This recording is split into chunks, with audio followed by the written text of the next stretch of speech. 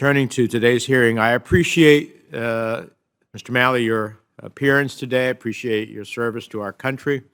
And I appreciate the administration's efforts in attempting to negotiate a longer and stronger JCPOA.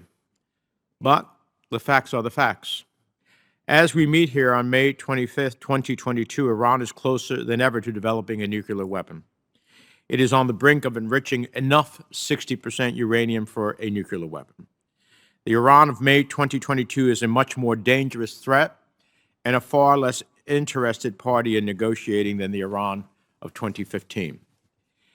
A deal under which Iran has far less than a 6-month breakout time with sanctions relief in return that will unlock millions of dollars and no sunset extensions is definitely not longer and stronger. It is shorter and weaker. Now, clearly, this reality is in part due to President Trump's decision to walk away from the JCPOA without a plan, a strategy, or any allies alongside.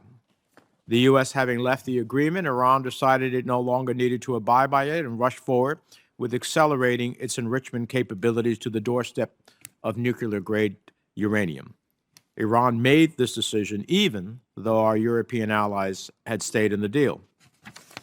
As the administration worked with our allies to negotiate a return to 2015 nuclear deal, Iran worked to stockpile nuclear material.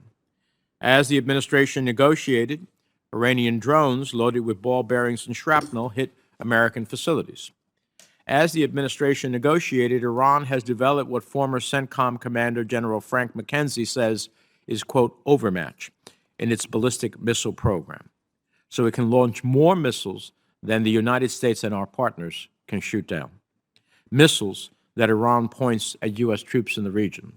Missiles that Iran points at our ally, the State of Israel, which Iranian leaders have said should be, quote, wiped off the face of the earth. Meanwhile, Iran unlawfully detains American citizens and citizens of our European allies on trumped-up charges for political chits. And lest we forget, Iran abuses, oppresses, and violates the human rights of its own citizens. In short, Iran has dragged out this process, driving up its demands and exerting its leverage, convincing the world that the United States wants the JCPOA more than the Iranian regime does.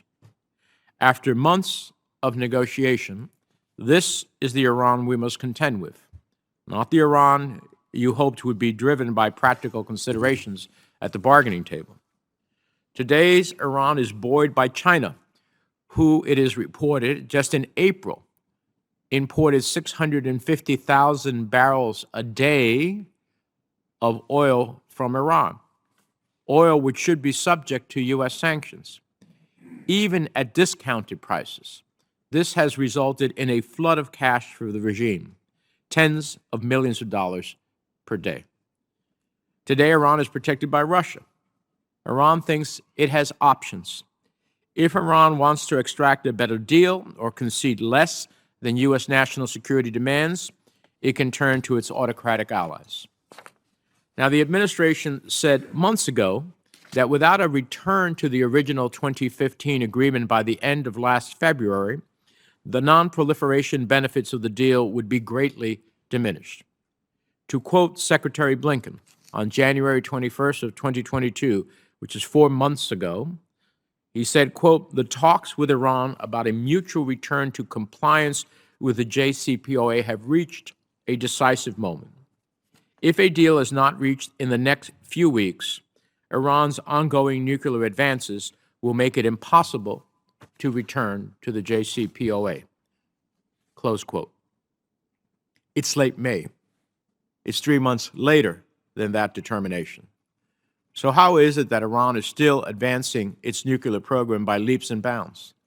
The knowledge Iran is gaining from these advancements can never be erased, and we continue to wait and hope, but hope is not a national security strategy. Now, I believe in a diplomatic path, but we must ask, using every tool we have, how do we serve the U.S. strategic interests here? If Iran were to break out tomorrow, what is the United States prepared to do? If Iran begins to enrich uranium to 90%, what is the United States prepared to do? Using every bit of leverage and deterrence, how do we stop Iran from mastering the weaponization for a nuclear device? I want to hear the administration's plans to better enforce the sanctions regime we have put in place that now looks like a sieve. I want to hear your plans for working in lockstep with our European and other allies around the globe to sharpen Iran's choices. I'd like to hear the administration's plans in detail for what the administration is prepared to do to stop the growing oil trade between Iran and China and Iran's oil trade with Venezuela and Syria.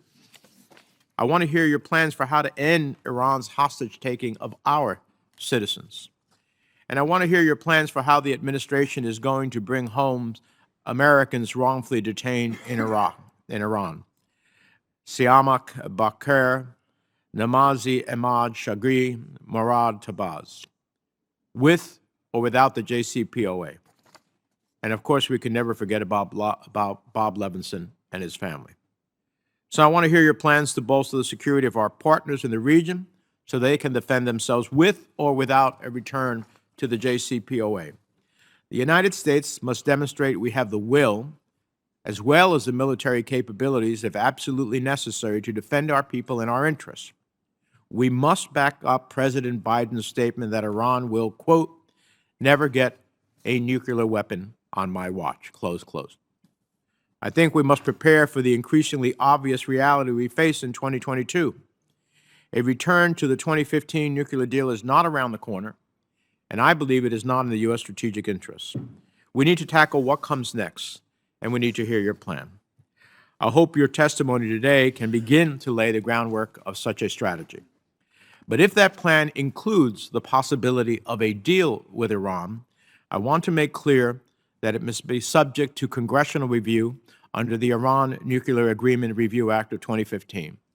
Congress has and will continue to play an important role with respect to Iran policy, and I would expect the administration to follow the law.